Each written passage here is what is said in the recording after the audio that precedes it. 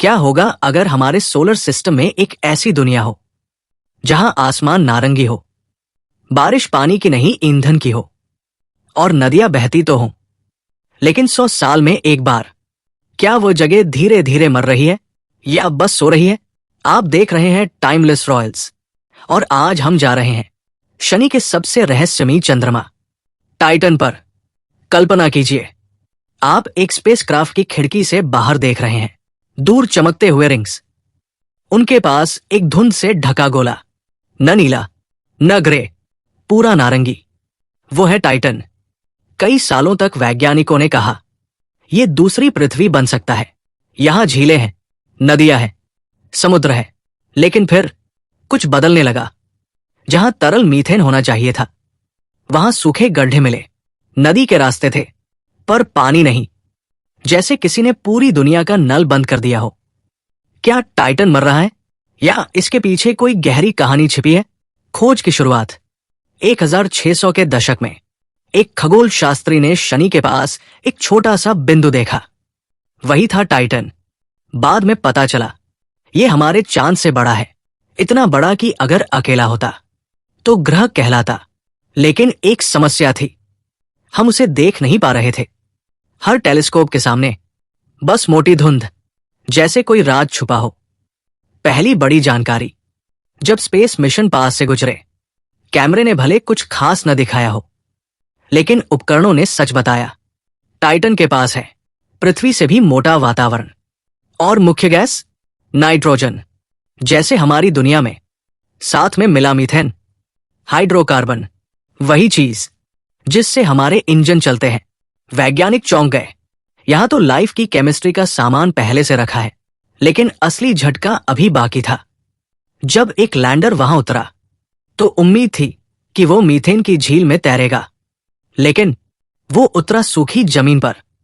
कैमरे ने दिखाया गोल पत्थर, नदी जैसे रास्ते, कटाव, सब कुछ बताता था यहां कभी फ्लो हुआ था। लेकिन अब खाली। तो तरल गया कहां? 100 साल का रहस्य। यहां आता है असली ट्विस्ट। टाइटन पर भी पानी जैसा एक सिस्टम है, पर पानी नहीं, मीथेन। ये धीरे धीरे उड़ता है, बादल बनाता है, और फिर दशकों बाद भयानक तूफान में बरसता है। यानी लगभग 100 साल का सूखा, फिर अचानक बाढ़। अगर आप गलत समय पर वहां हो तो आप रेगिस्तान देखेंगे। सही समय पर समुद्र, तो ओशियंस गायब नहीं हुए, वे बस इंतजार में हैं। पोल्स पर क्या है? पूरे टाइटन में सूखा हो सकता है, लेकिन ध्रुवों पर आज भी झीलें हैं, काली, शांत, आईने जैसी। कुछ जगहों पर ज्वार भी उठते हैं, शनि की गुरुत्वाकर्षण की वजह से। सोचिए, एक ग्रह दूसरे चंद्रमा के समुद्र को ऊपर नीचे कर रहा है। अंदर क्या छिपा है?